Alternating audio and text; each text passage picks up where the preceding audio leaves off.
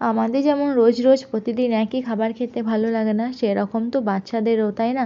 ওরা মুখে কিছু বলতে পারে না ঠিকই, কিন্তু ওদের হাবভাব অঙ্গি ভঙ্গি দেখলেই তো বোঝা যায় যে ওদের এই খাবারটা পছন্দ হচ্ছে না।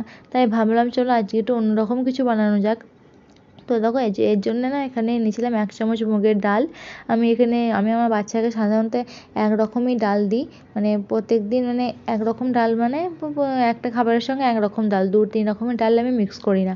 এতে কিন্তু ওদের পেটে সমস্যা হয় বা গ্যাস হজম করতে সমস্যা হয়, গ্যাস হয়। তো দেখো এখানে 1 চামচ নিয়েছিলাম মুগের ডাল, আর ফুলকপি, গাজর, ক্যাপসিকাম, বিনস, টমেটো এইগুলো আমি ভালো করে প্রেসার কুকারে সেদ্ধ করে নেবো।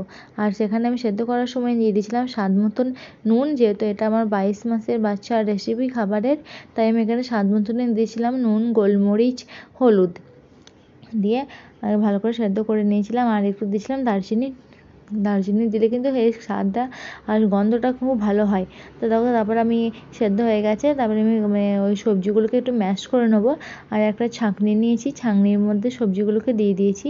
তো একটু ভালো করে সবজির যে রসটা আর ডালটা, মানে একটু জাস্ট একটু মোটা করব বলে আমি সবজিগুলোকে একটু ম্যাশ করে নিয়ে নিয়েছি। আর তারপরে দেখো আমি এখানে দিয়ে দিয়েছিলাম মানে স্বাদ মতন ঘি আর লেবুর রস। ঘি আর লেবুর রস দিলে কিন্তু স্বাদটা অপূর্ব সুন্দর হয় খেতে। তোমরা অবশ্যই একবার বাড়িতে খেয়ে দেখো, নিজেদেরই খেতে ভালো লাগবে। ঘিয়ের সঙ্গে লেবুর রসটা কিন্তু খুব ভালো যায়। আমি কিন্তু এটা দিই বাড়িতে খেতে, এতে কিন্তু খাবার স্বাদ খুবই ভালো হয়।